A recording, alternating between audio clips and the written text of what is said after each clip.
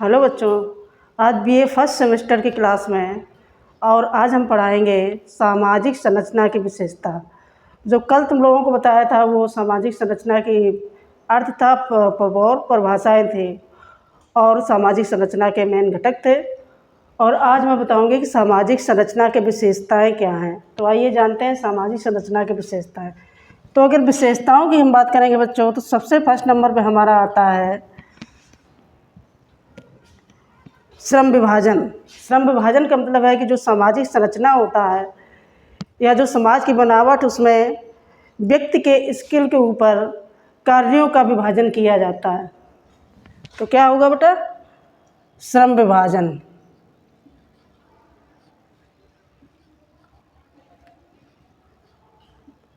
श्रम विभाजन।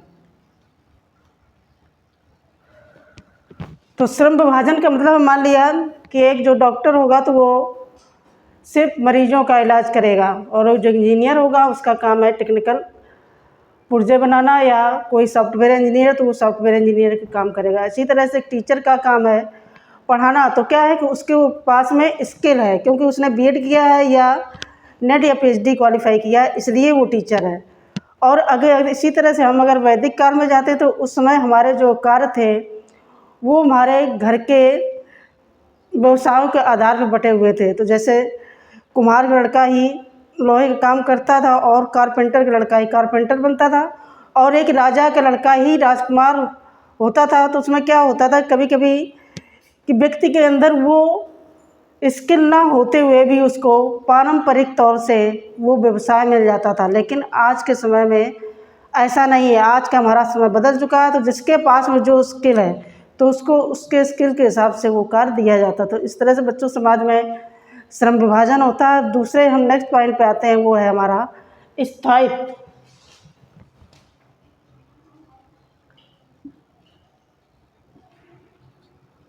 स्थायित्व।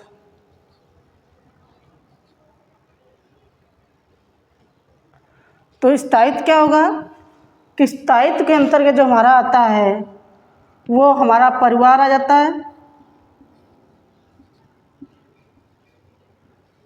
जो हमारा परिवार है वो समाज की एक स्थायी संरचना प्रदान करता है, और वो कभी ना ख़त्म होने वाली एक इकाई हमारी है। या हमारे जो मूल हैं तो उनमें थोड़ा बहुत परिवर्तन भी हो सकता है, हमारी परंपराओं में भी थोड़ा बहुत परिवर्तन हो सकता है, लेकिन बहुत ज़्यादा परिवर्तन नहीं होता है। क्या होता है?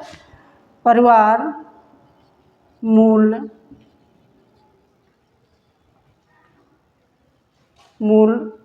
या संस्थाएं।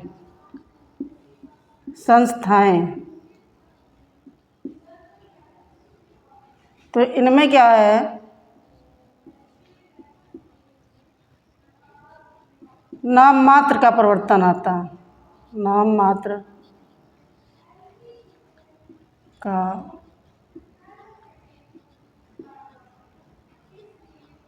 परिवर्तन आता है।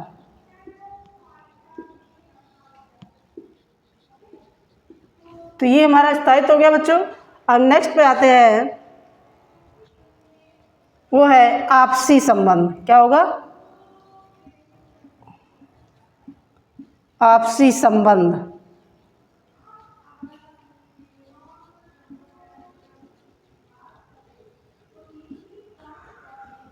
तो जो हमारे समाज में है, चूँकि हम परंपराओं और धर्म और मूल्यों से जुड़े होते, तो हमारे आपसी जो संबंध हैं वो प्राथमिक संबंधों के हिसाब से होते हैं, या द्वितीयक संबंधों में हम जाएंगे तो वो हमारे प्रोफेशनल होते हैं। तो जो समाज का हमारा स्ट्रक्चर है वो किस पे जुड़ा होता है? प्राथमिक संबंधों के आधार पर। प्राथमिक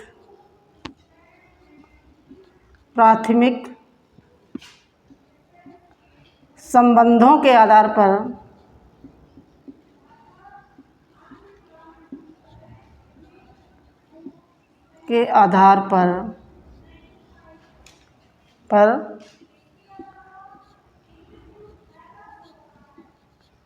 जुड़े होते हैं। तो उससे क्या होता है, जो हमारे आपसी संबंध हैं वो मजबूत होते हैं।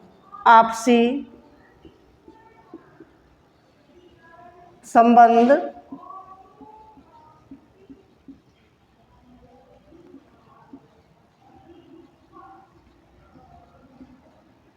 मजबूत होते हैं।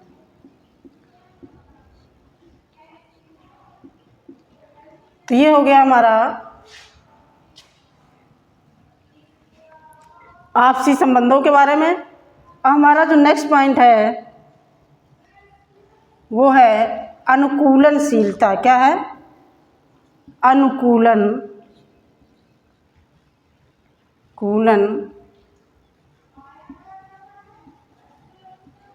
अनुकूलनशीलता। तो ये हमारी अनुकूलनशीलता हो गई। अनुकूलनशीलता का मतलब है कि जो हमारी समाज व्यवस्था है या सामाजिक संरचना है, तो उसमें व्यक्ति उसके अनुसार अपने को ढाल लेता है। जैसे अगर हम प्रकृति की बात करें तो जो हमें अगर गर्मी होगी तो हम गर्मी के अनुसार कपड़े पहनते हैं, कॉटन पहनते हैं। जब सर्दी आती है तो हम गर्म कपड़े पहनते हैं, और जब बरसात आती है तो संतरिक पहनते हैं। तो क्या होता है, हम प्रकृति के अनुसार अपने को ढालने का प्रयास करते हैं। उसी तरह से जो हमारी संस्थाएं हैं या जो हमारे मूल हैं, वो व्यक्ति को उसके अनुकूल ढालने का प्रयास करवाते हैं। तो क्या होता है, सामाजिक संरचना में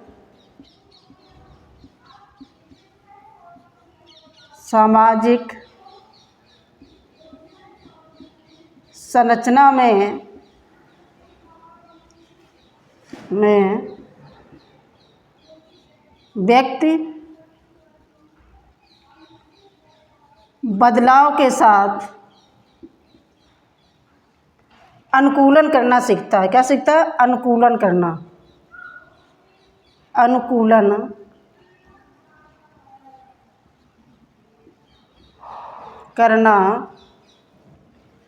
सीखता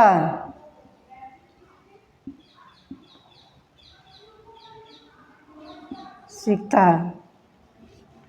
अब बच्चों, जो हमारा नेक्स्ट पॉइंट है वो है हमारे सामाजिक मानदंड और मूल। तो मानदंड को हम प्रतिमान भी कह सकते हैं।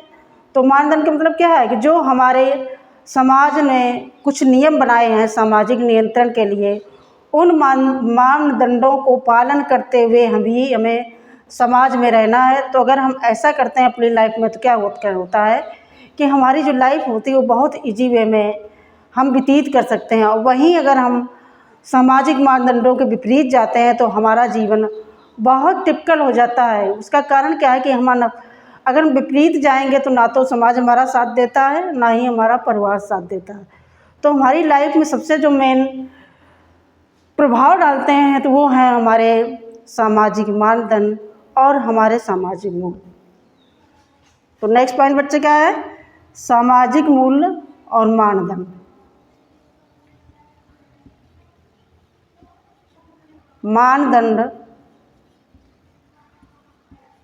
और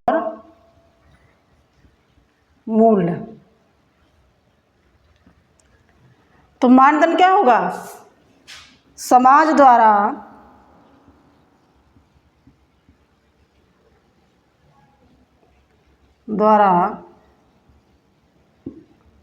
स्वीकृत मापदंड। स्वीकृत मापदंड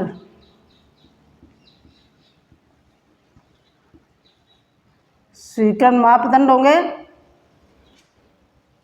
जो समाज को नियंत्रित करते हैं, जो समाज की संरचना को नियंत्रित करती है। जो स्ट्रक्चर बना है, संरचना को नियंत्रित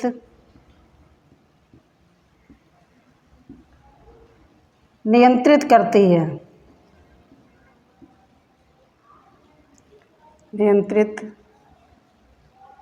तो ये तो हमारे मापदंड हो गए। अब आइए मूल्य क्या होते हैं। मूल्य वो होते हैं जिनके लिए समाज हमको रोकता है। तो उसमें क्या हो गया, जैसे चोरी ना करना, या भ्रष्टाचार ना करना, या किसी को हानि ना पहुंचाना, या हमेशा जिस धर्म में हमने या जिस जात में जन्म लिया है तो उस जाति और धर्म के प्रति वफादार रहना। तो ये क्या है? ये हमारे मूल्य हैं। मूल हमें मूल हमें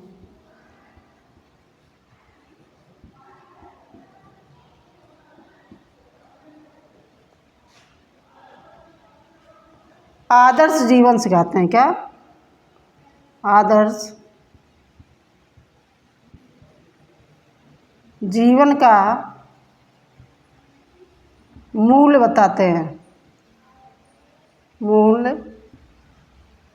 बताते हैं।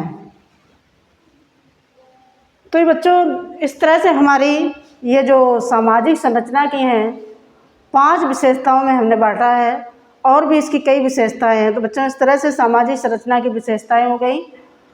और दूसरा बच्चों ये जो हमारा चैप्टर है ये वेरी इंपॉर्टेंट चैप्टर है।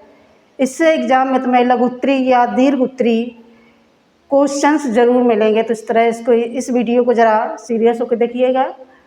बाकी का बच्चों नेक्स्ट वीडियो में नेक्स्ट चैप्टर के बारे में बताऊंगी। थैंक यू बच्चों।